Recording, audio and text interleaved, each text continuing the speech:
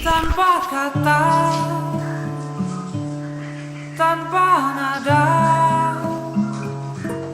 rintik hujan pun menampilkan kedamaian.